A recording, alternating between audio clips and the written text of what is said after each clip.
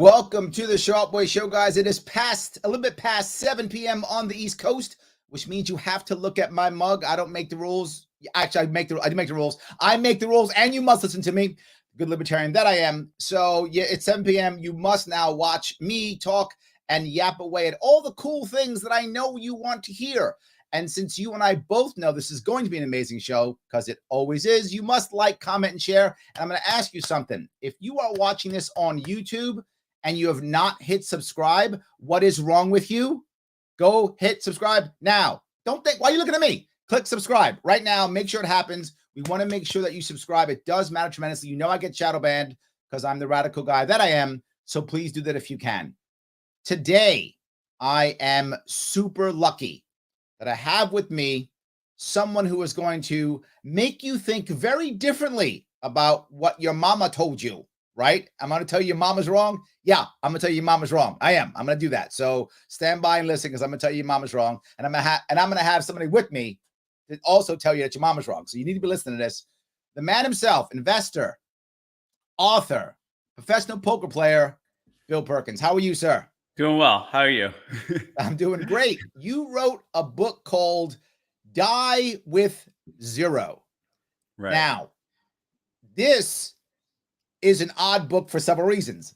It starts with die, so that's clearly by default an odd-sounding book. Right. But in addition to this, you're saying basically spend all your money is basically what you're saying. Am I reading you right?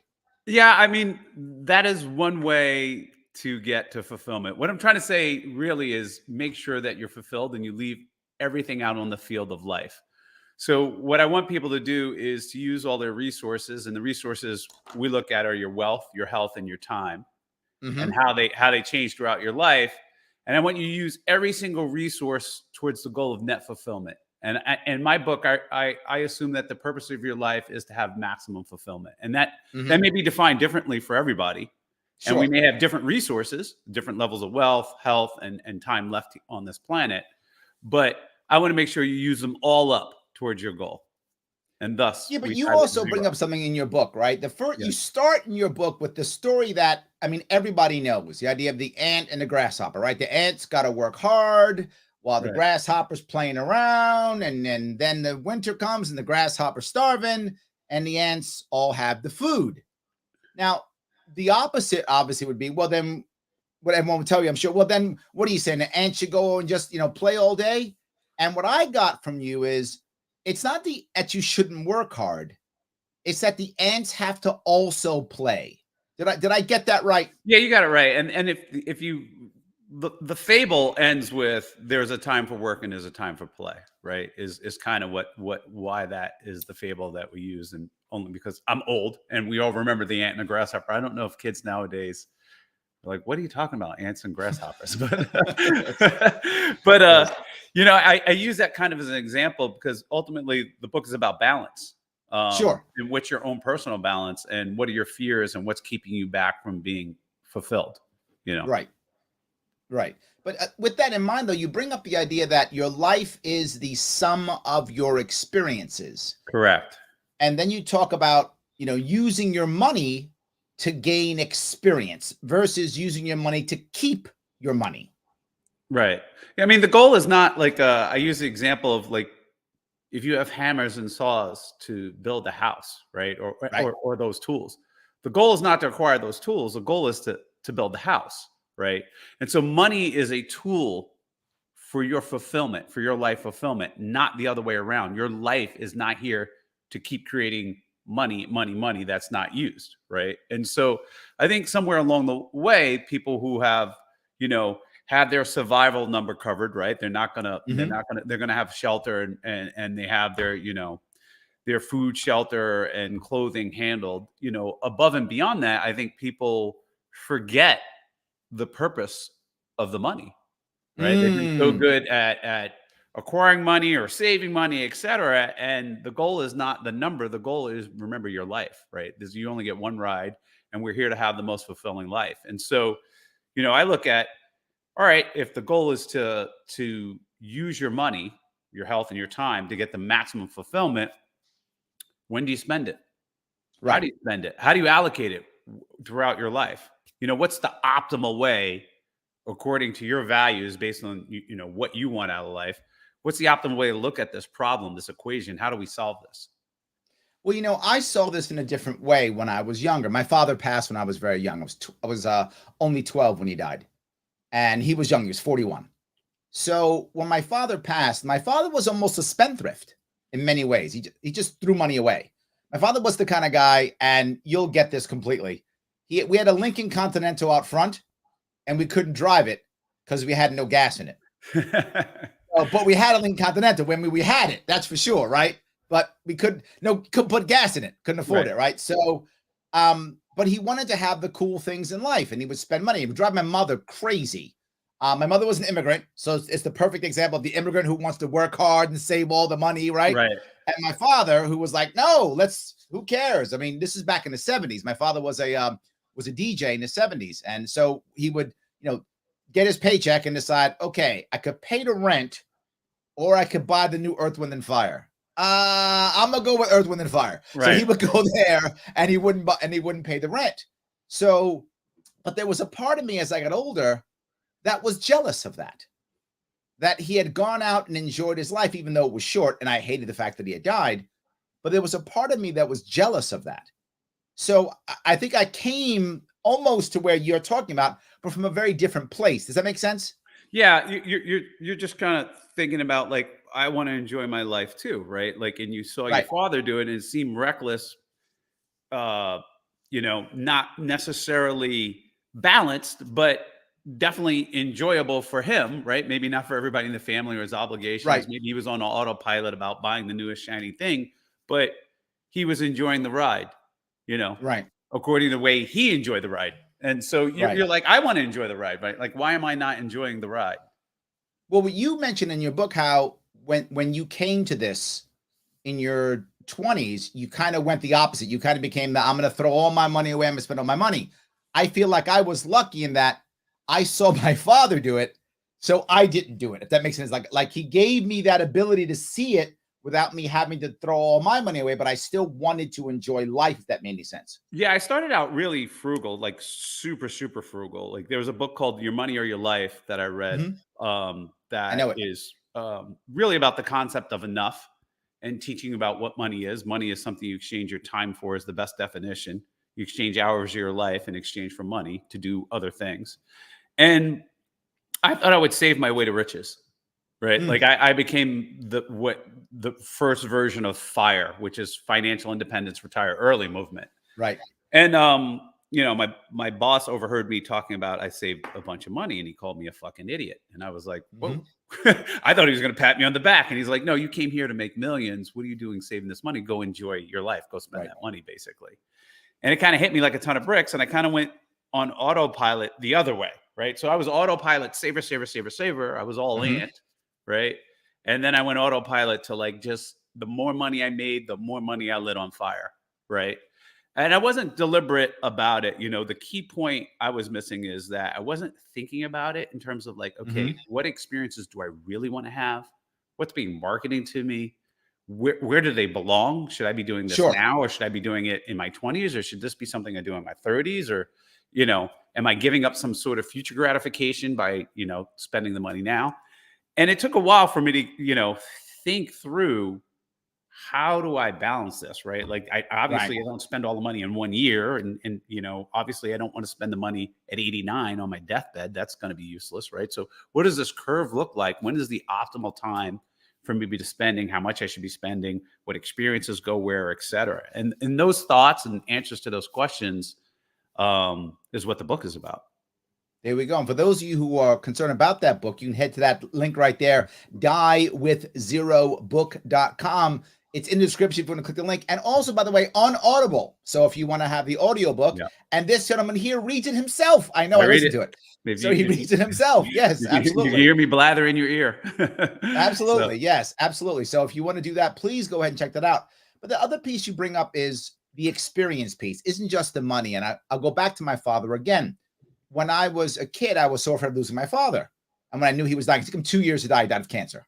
So I would literally, watch the TV news with him. And I hated TV news. I was a kid. What kid likes news, right? But I wanted to be with him. And also, as he got older, he became frail, right? When he had chemotherapy and all the things that happen when you have cancer. So he took up a hobby of photography, and he'd go to take still photos in the Arboretum. So I'd go with him. And of course, I'm like 11. I don't want to go there. It's boring, right? Right. But I go anyway. And the thing that you bring up is the idea of, I'm going to get it wrong, the memory dividend. Is that right? Memory dividends, yes. So I bring that up because after my father passed, those memories were golden for me. They were amazing for me. And I had stepbrothers, and my stepbrothers didn't get that closure that I had. And they live with years and decades of regret. And I don't. I live with a lot of joyous memories of me spending time with my father before he died. I think that memory dividend, when that part came up in the book, I thought that's what came to me. Yeah, I mean, you're one of the cases where actually the memory dividend is probably significantly greater than the initial experience, right? A lot of times where, you go on a trip, you have any kind of experience, or you purchase something or whatever. And when I use the word experience, I mean, use it in the broadest sense of the word, right? Sure. So you have this activity, you have fun doing that activity, but a lot of the joy of that activity, a lot of will come from later when you recall the activity, when you share it with friends, when you share it with strangers, when you introduce yourself and you say, I went to Safari one time and I recommend this and I do that, etc. And that you get joy from that, fulfillment from that.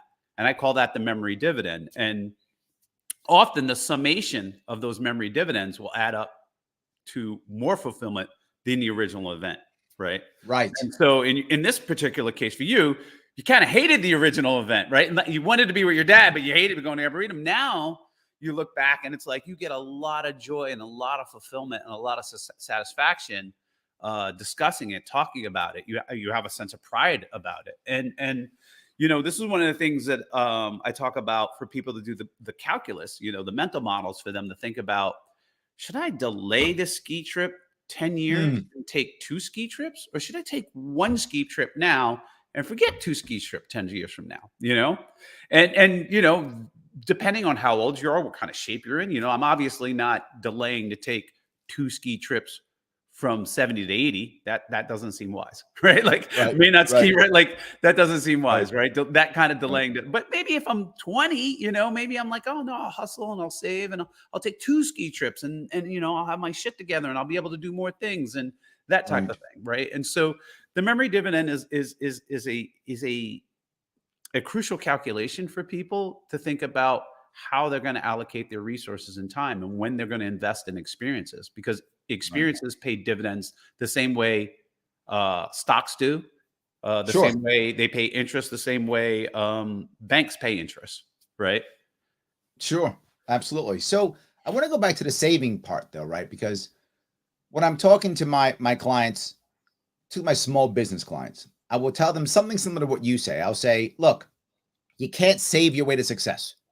That's not how it works, right? You're going to have to somehow invest your way to success, whatever that might be, whether that's in people or product or service or marketing or something. You're not going to save your way to success. You've got to invest your way to success. Right. And they fight me on this constantly. Like, but no, I got to save here or there. Yes, I'm not against you saving, but where is the investment? There's a thing I often will do is I'll say, all right, if all of a sudden tomorrow in your small business, you got an influx of $200,000 in your small business, what would you do with the $200,000? And very often they'll go, well, I'd buy a little more of this and a little more of that. I'm like, where's the investment, right? What part of that is the investment, right? And that is how I look at what you're talking about for your experience. If all I'm doing is scrimping and saving, I'm never going to hit the thing that I want to hit.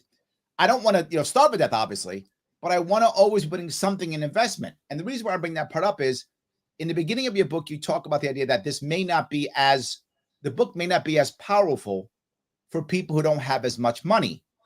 I like to put pushback on that. I think the book is powerful regardless of the amount of money you have, because it's a mindset change. Yeah.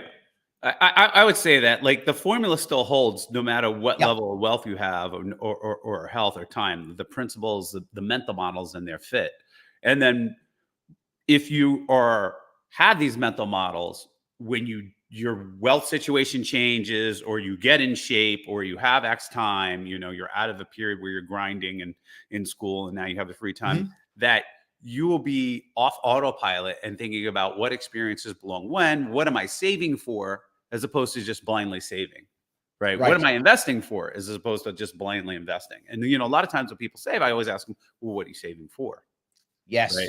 And the first thing is survival, right? People want to be able to survive later on in life, right? When they retire or no longer the work. And then I'm like, okay, now what are you saving for? What are you delaying gratification for? What is the thing you cannot have now that you want in the future? Right. Or what is the thing that belongs in the future that you're looking to buy? Right. Well, and particularly my friends, I always ask them, when's the party, right? I'm older. A lot of my friends are older and they're saving. I'm like, okay, that's fine. You're saving, but when's the party? Right. Is it 55? Is it 57? 68? Just tell me when the party is. When are we going to start spending some of this money you have down before you check out, So, and it's a for different people, it's different times. And, the thing I remind, one of the things about the book that makes it relevant is not the fact that you just die, you deteriorate, right? Like, you obviously, sadly, your dad was sick and he deteriorated rather quickly, so you can visualize it and see it. But we're all, after 33, we're in plateau and decline, all of us. And so that means the activities that we'll be able to do and that we will actually enjoy, so we can still do them, but we won't enjoy them. Right. Like, I can go play pickup football. I'm not going to enjoy it. I'm going to pull, you know what I mean? It's going to hurt. It's going to hurt. Right. There are certain activities that belong certain periods of your life. And so a lot of times people on autopilot will delay gratification to the point of no gratification. Yes. And then that time will pass them by and they look back and they have regrets. They die with many regrets. And I am trying to get people to die with zero regrets. No, I like that. And the piece about this, I remember in the book, you talk often about the idea that pushback you get usually is pushback on what about the children, right? That's a positive. What about the children is a pushback you get. I don't think that's the actual pushback in my view, right? I think the pushback is accepting death, right? To talk about good life, you have to talk about death and accept it's going to happen. And when my mother passed away, a few years ago, my oldest daughter was close to her and she was very hurt by that. It bothered her tremendously. And she was young. She's probably 8, 9. She was young at the time, maybe 9. She says, Dad, it's so terrible. She died. I said, no. I said, death is a gift. She said, what? I said, it's a gift. She couldn't believe it. I said, yeah. I said, imagine this. What if you were never going to die? Why would I do anything? Why would I have you? Why would I run for office? Why would I try to achieve anything if I'm never going to die? Dying gives me an expiration date. Dying makes me want to do things. Dying is a gift. Dying makes me want to leave something behind to include her. So and when I told her that, she began to get it a bit more like, so I got to do stuff. Yeah, go do stuff. Yeah, life is urgent, and I think a lot of people, human beings aren't wired to think about death, right? We're very wired to survive and get out of danger and run from tigers or whatever it is, right?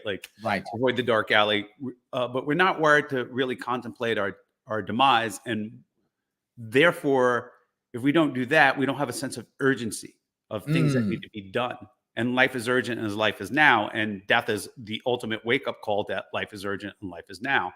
A lot of people just kind of duck their heads in the sand and operate as if they're going to live forever. They don't act this way when they're on vacation, right? Like, they're on vacation 2 weeks and they're like, we got 2 weeks. We got to see this and go here and go to the beach and one chill day and then one walk in the park day and then whatever. And they pack it all in on this vacation, right? Like, they get it because they know it's going to end, right? Their last day of the vacation, we're going to blow it up and have a good day. But you're here on vacation on planet Earth. Your vacation maybe lasts 2 weeks, 3 weeks, 1 week, wherever you're going to go. But your vacation here on Earth is 79 to 86 years, and it's going to end. And not only does that end, but there's periods of your life, seasons of your life that end. Like the single you, the young toddler having a toddler you, the first job you, the college you, the 40-year-old you, the 50-year-old you. those little mini vacations, those little mini seasons, they end too. And there's Yes. things that if you're aware of these things and you're off autopilot and you're thinking about what I want in my life, because it's not only important what you want in life, but when.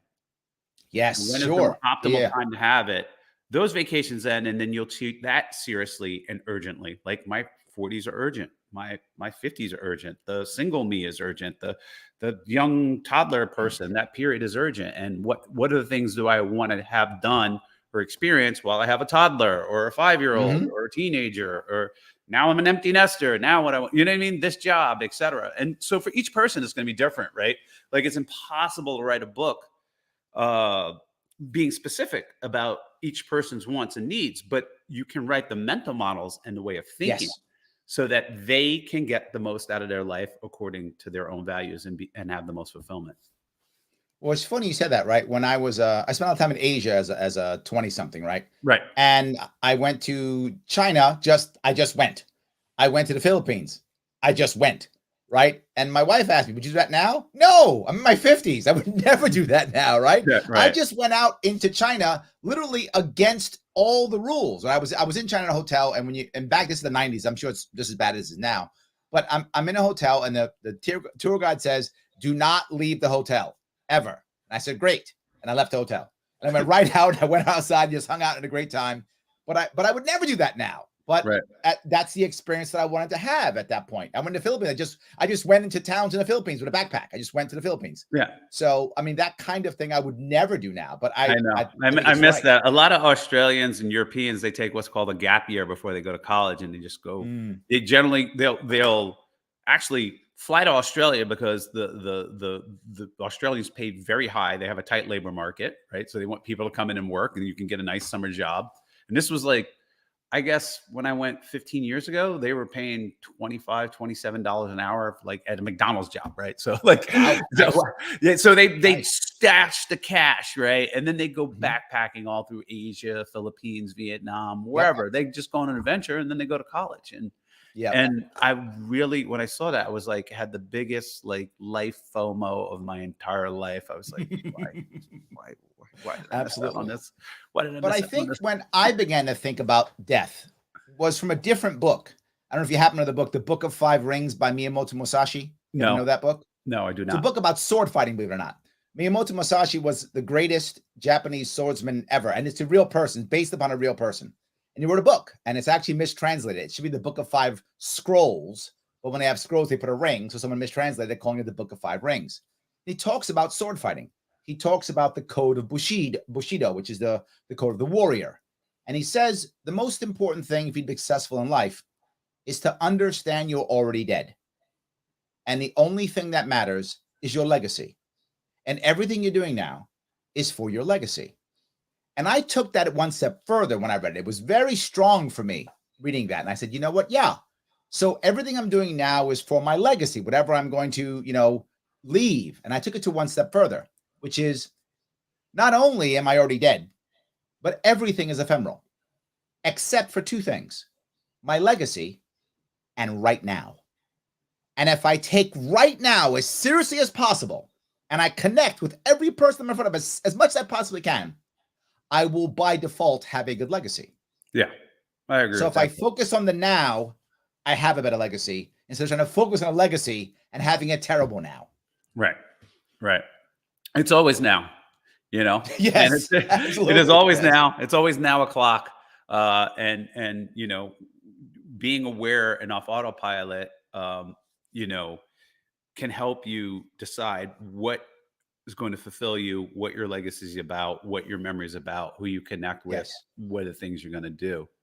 And you bring up the idea of, trying to do things early. This I love, and I teach my kids this. I'm like, my biggest regret in my life is not thinking big early enough, right? I lost my father. My mom was a working immigrant. There was no one in my life that was telling me to think big. There was no one telling me. It was always like, you'll be fine. Just go get a job, right? No one ever told me to think big. I didn't think about thinking big until I was in my 30s. And I wish I started thinking about thinking big when I was in my teens. My daughters, luckily, now already thinking big in their teens. So it's already good. I did transfer that to them. but I didn't think big early. So I always feel like I'm 10 or 20 years behind the power curve. It's how I always feel it. Because I didn't think big earlier.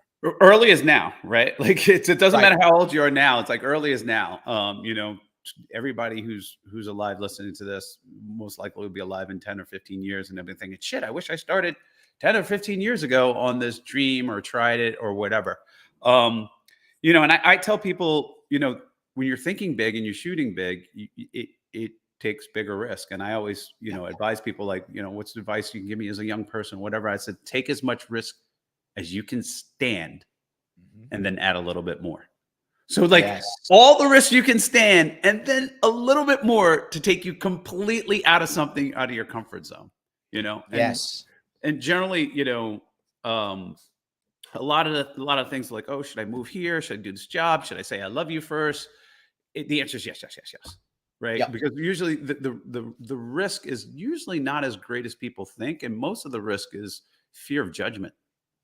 Most people will snap back financially from any kind of risk. They can afford the thing. They can get a job, even waiting tables and you know, come back or whatever it is. Right. Not their preference, not their ego preference, but like that's what keeps people from really trying more than anything when I look at it. And to some people, that's not them. They're like, listen, what fulfills me is playing chess in the park with my grandmother. I have a decent job, and that's what I want to do. I'm like, I'm not here to tell people how to live their life.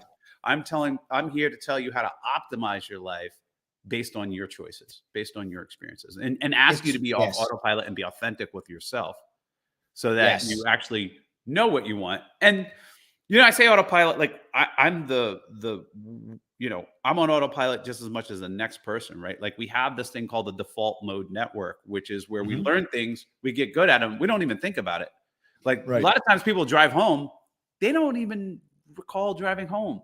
Don't remember hitting the signal button or taking the right turn. Like when you remember when you first started learning how to drive and you were like, oh my God, and I got to hit the signal. And you're thinking about your foot hitting the gas and, you know, everything is in your prefrontal cortex. Like, you know, you have to think it through. And then all of a sudden it's unconscious, right?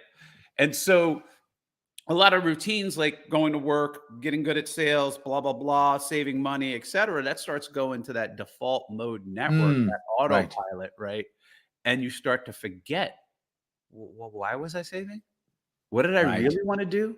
What did I want to have done?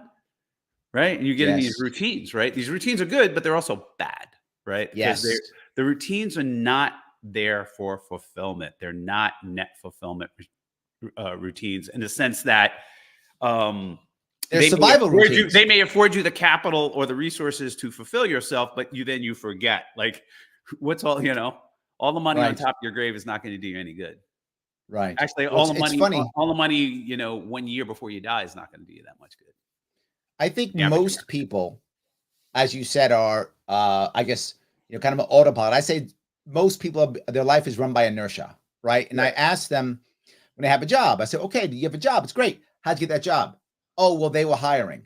That's the wrong job. Because that's the wrong reason to have the job. Because they were hiring is the wrong reason to have the job. Did you want that kind of job? Were you thinking that kind of job? Did you make a decision to go apply for that job? Or did you just, some guy said they're hiring, you walked over there and got a job? And that's most people. Why'd you date your girlfriend? Because she was there, right? These are the wrong reasons to be doing things. You should be actively going after what you want to go after, even though you're failed. Because I think inertia is also a habit, right? The habit is I just take what's in front of me versus trying to go get the thing that I think I may want, to your point, because you may be wrong. Or you may fail. And you know, it's one of the reasons why, you know, there'll be X zillions of jobs will be open and you'll have unemployment. And yes, some people can't move, but a lot of people can move, but they won't. Right. And it's like, you're kind of just chained. You know, I was chained too. I was like, I'm never leaving Jersey City. I'm never leaving whatever. And like a lot of that was just cultural, right? It was like, wow, well, and if you think about it, it goes all the way back. It's like, well, they just happened to take the slaves and put them in here. And then my parents happened to be in Virginia as slaves. And then they got whatever and they settled here. And then I'm here. And now I don't want to leave here and I'm stuck. And it's all because of like, you know, the ship landed here as opposed to here, right? Not like, hey, would I be better off moving to Florida or Texas or wherever, California, whatever? Where do I want to be, et cetera? Just kind of this inertia and this cultural inertia, that's passed down from generations to generations. And a lot of people have that, right? I'm not saying they don't have Absolutely. valid reasons and wanting to stay in their town. I mean, all towns are nice, but it's not necessarily the optimal place for everybody. And Well, so the other piece now is you have this idea. I'm going to see if I get it right. Time bracketing, which is the idea time that you kind bucketing, of yeah. bucketing. Thank you. Bucketing. Time bucketing. Thank you. Time bucketing, where you kind of put like a certain number of years together and say, okay, during this some number of years, I want to try to achieve X, or when I try to achieve Y, that kind of thing. And I love the concept because I feel like it's almost like 3-year plans in a business, right? Yeah. Like Yeah. I feel it's almost like that. It's definitely like that. It's just realizing that your life has different seasons and different things going on. I tell people life's like Tetris, the game Tetris, where Yep. you got to get the order right in order to get the high score and fulfillment, right? Like, and so, I always use this kind of like experiment, like you're in heaven, God's like, you're going down. You're like, great. And you're like, here's the hall of experiences, and here's your bucket, and you take all the experiences and you start throwing them in your bucket. Like, you're like, oh yeah, I'll take 10,000 sex, and and I'll go hiking, and I'm going to get this job, and I'm going to do all these things, and I'm going to have kids, and you throw all these experiences, every single one, right, into this bucket, from walking in the park to playing chess to having sex. And God goes, great, I'm going to let you have all those experiences, but here's the trick: you got to get the order right. And you're just kind Right. of like, wait, what? Okay. And then down you go, it's, Yes. you forget about it. Right. And so, guys that are like, hey, I want to go hiking the Himalayas and hit strip clubs or whatever, probably need to do that before you get married. Right. Or you have 3 kids, right? Like if 3 kids are Right. getting married in your bucket are there, I want to go hella skiing and jump. Probably that doesn't go in the 80 to 85 bucket. Maybe that goes in the Right. 30 to 35 bucket. Maybe this goes into 20. You know what I mean? Like getting the order right is very important. Right. Mhm. Both from a, dynamic decision standpoint, right? Some of these decisions that you make affect every single subsequent decision Sure. in your life, right? Having kids is probably the number one thing, and getting married, right? But there's other ones like where you work, jobs you choose, things you do, vacations, et cetera. And then the other thing is your health. Sure. We have this Yes. kind of forcing function, lung capacity, mental acuity, bone density, all these things that will make certain activities less enjoyable, unenjoyable, or impossible to do as we get older, right? Sure. So for me, Sure. wakeboarding is done. Wake surfing is okay because it's a slower sport, Mhm. right? The boat isn't going as fast, the wave isn't going fast, but wakeboarding is a little bit faster, and it's MV squared. So if you're going 14 miles an hour, that's a 40 versus 10 miles per hour. That's a 44% increase in force than when you hit the water. Right? Yes. And I so like that. my wakeboarding days are pretty much done, even though I still enjoy it. And I the last time I remember, the last time I went, I said, this is probably the last time I'm gonna go. I need to do it Mm. now as opposed to do this other thing, because I'm not doing it 5 years from now. I have a Right. degenerative condition in my back that prevents me, if anybody's wondering why. But there's other things like that, like pickup football, flag football. I remember in my 30s, people were like, yeah, it's going to be the old guys versus the young guys. We're all college athletes, whatever. And it was a disaster for us older people. We were pulling hamstrings left and right. Like in our mind, we were still, we're going to enjoy this. And in reality, it's like, this is fun, but not really enjoyable. I'm done. Yes. Yes. It's true. And the idea of the time bucketing puts now it makes it realistic. Like, what can I get done in 5 years, right? And then if I don't get it done in 5 years, there's some outside pressure to get me to actually pull the trigger and do the thing, when so many people just go, you know what, next year, you know what, next year, you know what, next Yeah. year. And that I think many people struggle with that. Yeah. Just getting the what you want out of life, because in the right when period is important. It is Yes. different for every person, right? Let me grab a couple comments. Grace says, getting the order right can prevent a midlife crisis. Correct. Correct. I think a lot of people on sort of autopilot earlier in their life, I have my regrets, like, oh, I didn't do that backpacking thing with my roommate and whatever. And then later in life, they have all the stuff they're trying to jam into a time bucket that doesn't necessarily serve them well. And then they're in a crisis Mm, because they're like against their situation. It's like in the wrong period, right? It causes friction right. and it's not as fulfilling. And then they're like, oh, they're having like phone, regrets about this time period and Yes. not of being on autopilot. I agree The with that. two worst feelings that humans can feel, I think, are regret and betrayal. And betrayal, we usually don't have much power over, but regret we do. Yeah. Right? Regret we do. So Patty says, Bill, you just described my view of life before life. I have described it with different words and metaphors, but yes, that's how I see it. We decided what experience we have. It took me 62 years of life to realize it.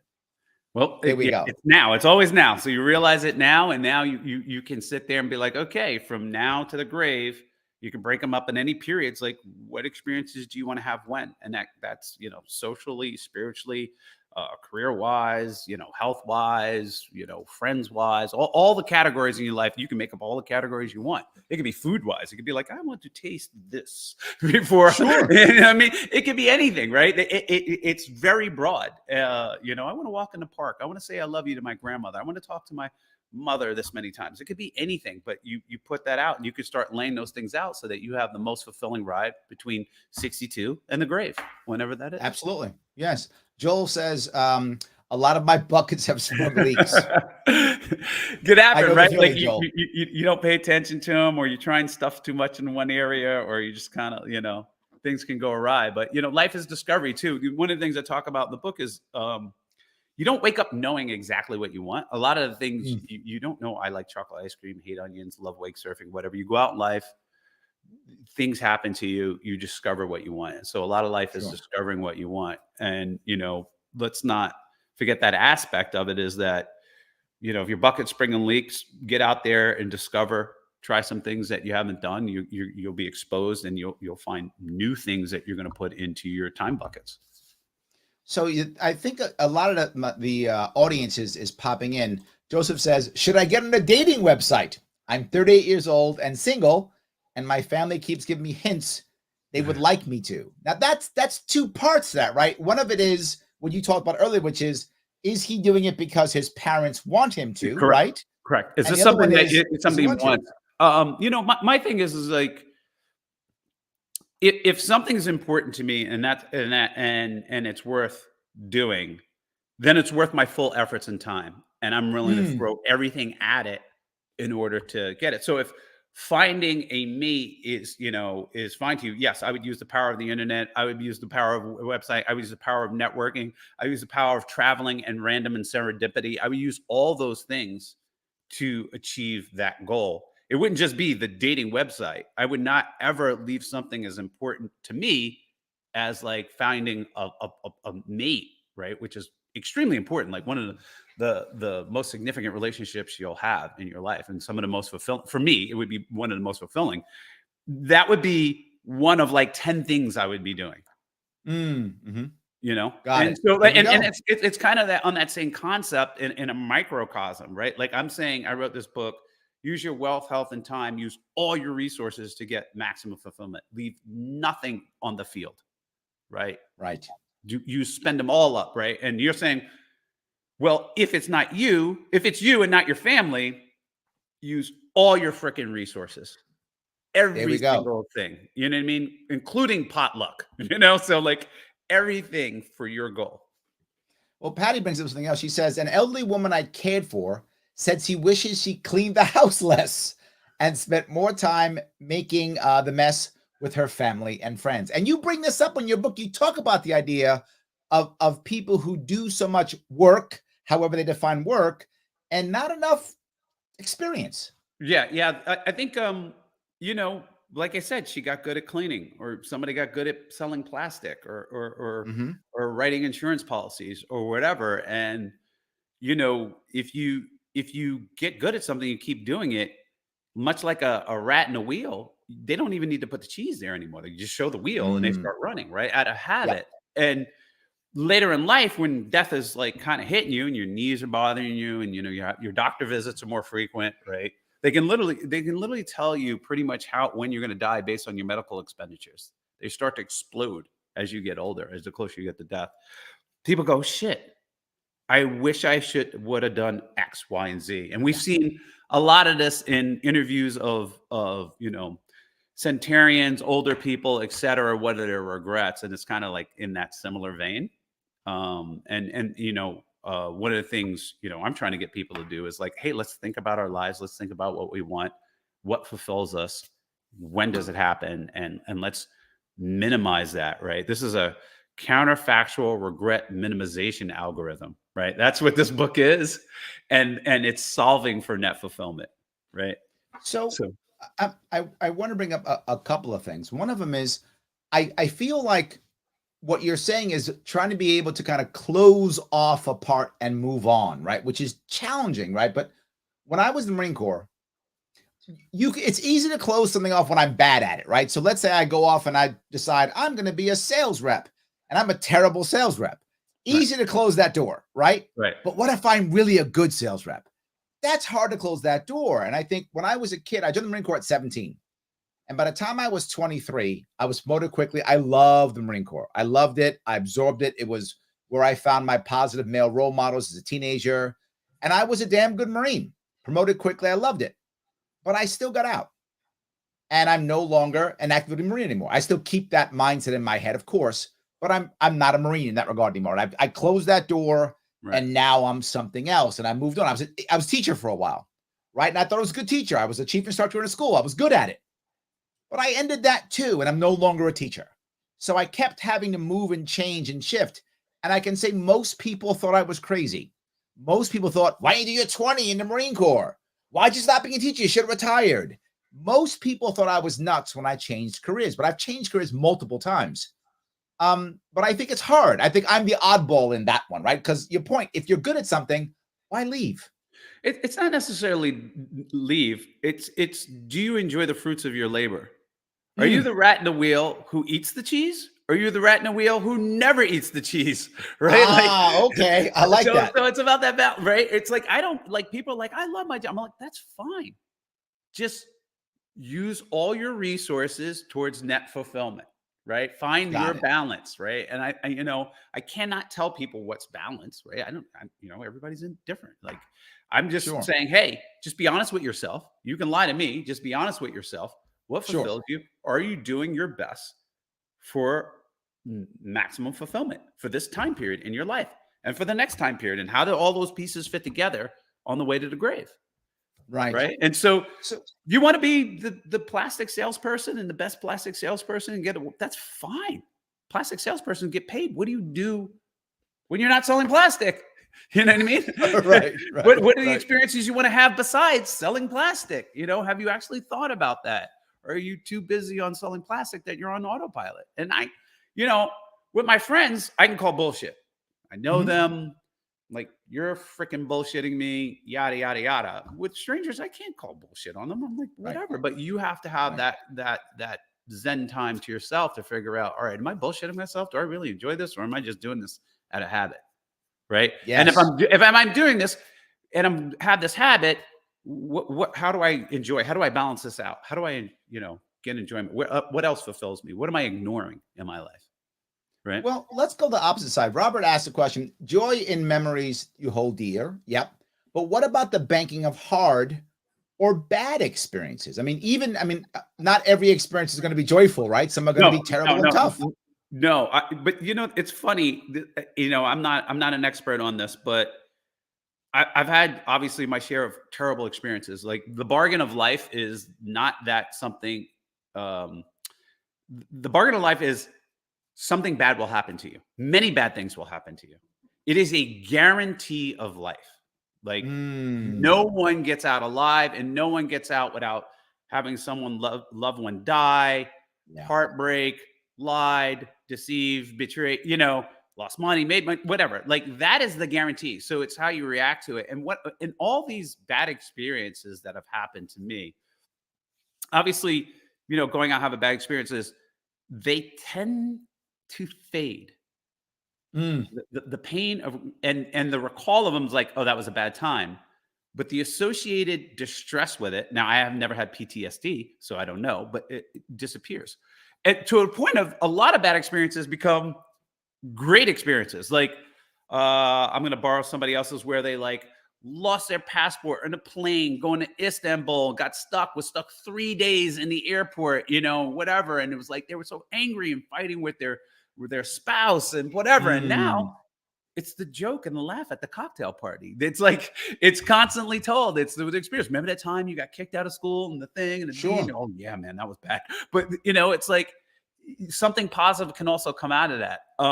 And you know, the thing I say in the book is maximize your positive life experiences that you can, but life will happen to you. And Absolutely. And you know, there are better books on perspective and how do we change these bad experiences into basically learning experiences and then something positive that becomes like the dinner conversation. You know what I mean? Like, right. Oh yeah, I fucked up my first marriage. Let me tell you about that. You want to hear about a fuck up? Let me tell you about a fuck up. You know what I mean? Like, exactly. Yes. And then it becomes like, you know, a thing. And then now it's a, you know, that radioactivity of that experience is creating more and more memory dividends and connections, et cetera. And so that has been my experience, but I want to just say off the bat that is not my area of expertise. No, I get it. With that in mind, I think many of us, you know, some of the worst experiences, as long as we don't allow it to control us, and some people do, as long as we don't allow it to control us, it can make us stronger. It can make us think differently. It can make us wiser. And sometimes we can't make our life better, but we can help others sometimes with our bad experiences, right? Saying, hey, here's what I did. Maybe you shouldn't. So Joel says, to be honest, I saw the book cover and I thought it was a financial advice book. It sounds like the advice may be more valuable than dollars. Yeah, I would definitely like there are plenty of books out there on like how to make money. You know, infinite books on how to make money. Some of them I've read, or how to save money, or that particular vertical of money. And there are infinite books on health, infinite books on how to be healthy, ways you can be healthy, habits, and time management and time. What I do is I say, okay, these are the top variables you have. The interplay between these two, how do we use these resources for net fulfillment? Right? Because I don't give a shit about the money. And people are like, what the fuck do you mean you don't give a shit about the money? I care about what money affords me.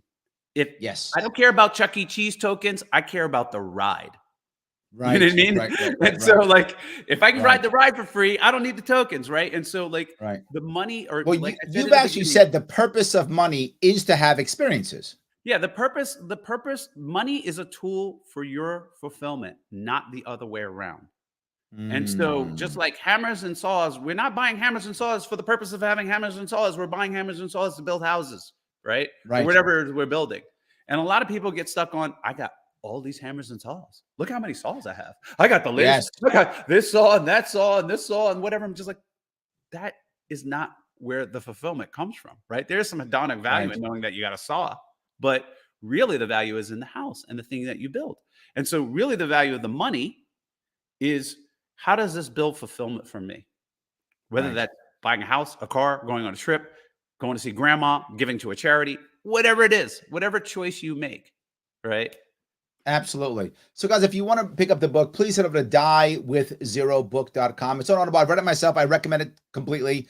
And it's very rare that you hear me recommend books, but I'm recommending this one. So if you have a moment, please take some time. And isn't that long of a read. It's not, you can read over the weekend easily. Read over the weekend easily.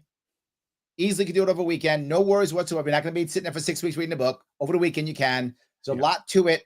So if you can, please pick it up. It makes sense. And as always, if you think this is valuable, then like, comment, and share. As I ask you to all the time, how do I get past these algorithms? I get past them because you guys like and share. And do something, do me a favor. Share this into other groups that you're in.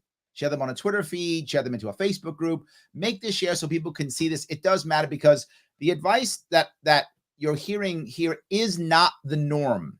And you might go, Larry, this isn't the norm. I know. Think of something. Most people are unhappy. Don't do what most people do. Do what the special people do, right? This way you'll be special too. Don't do that. So buy this book. It does matter. Do it. And If you love me, then throw me some love too. Throw me $10 a month on patreon.com/sharpway. Click that link right there to keep this show going. I know you love it or you wouldn't be watching it. So please do that. It does matter. And do me one more favor. Support my sponsors, theadvocates.org, the world's smallest political quiz. Click that link. It's free. Take the world's smallest political quiz. And more importantly, and I keep saying this, share it. You're not doing anything but watching me. So share it. Click the share button. Share it someplace else so other people see it. And why does this matter? When people take the test and share it, we start having conversations. And I want more and more conversations, because more conversations means more people changing their mind, but it also means more experiences for you. So share this to the best of your ability. Support the show if you can. I love it. Please like, comment, and share. And show Bill some love. diewithzerobook.com. If you bought the book already, share the link so others can buy it. Let people know what you think. It's a great book. Take a few seconds to deal with that. But there's one last piece I want to bring up, if I could, Bill. Okay. A piece that's really important to me that I think really landed. The idea that people avoid pain to live in misery. Yes. This part I have seen so many times, and I call it's what people talk about learned helplessness. They just become helpless. They stay in misery because they won't make that step to live. And so they avoid pain, but then they live in misery. Yeah, they avoid pain to live in misery. I often see that in relationships. Right? They want to go through the pain of the breakup or the pain of telling somebody it doesn't work or whatever, and they're just got to stick in it and live in misery, right? I see that happen. But I see it in jobs or in professional relationships and jobs, or even health-wise. The pain of getting in shape, of dieting, or watching what you eat, or developing new habits. The pain of developing new habits, right? So that you become healthy. People just will avoid that pain and live in misery.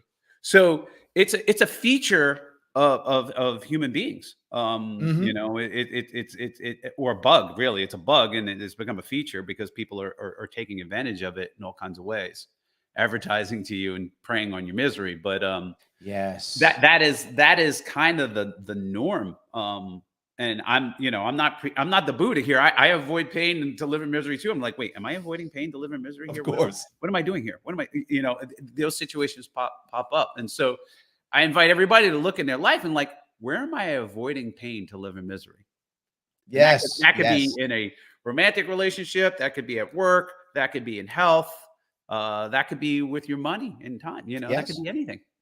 I have done the opposite sometimes. I've always thought to myself that discipline is a muscle and you have to exercise it. That's what I've always thought.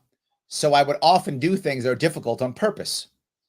And sometimes I'd give myself pain unnecessarily. So I've gone the opposite sometimes. Like, I want to do this the hard way. Why? Because I don't know why, but I would do it the hard way sometimes. Right? Like, yeah. Yes, it's just terrible. So yes. Patty says, getting Bill's book for my son, James, who you met, Larry. Oh, yes, I remember James. I did remember him. I met him in Plattsburgh. I remember. So I can read it too. Nice. I'm so glad. That's good. Her son's a youngster, probably. Patty, what's it, 20s? I think he's in his 20s, if I remember right. So yeah, he's a youngster. So Larry, YouTube blocked my Chappelle Show video. Oh, it did. All right. Well, you can watch it next time. So yes, YouTube blocks my videos every once in a while. They don't like me. YouTube's not always my friend. So gotcha. I appreciate it.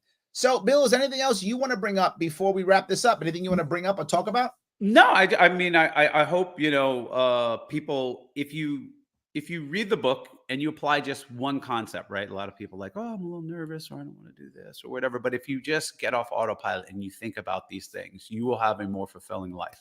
And that is the goal of the book, is for you to have a more fulfilling life. Absolutely. There we go. Guys, I want to say thank you so much for watching. As always, please like, comment, and share, as I say all the time. Check it out if you can possibly do it to get more people to watch it. I appreciate it. I will be back on tomorrow. Tomorrow at 3 o'clock, I will see you all with a cool libertarian I'll have on. I will see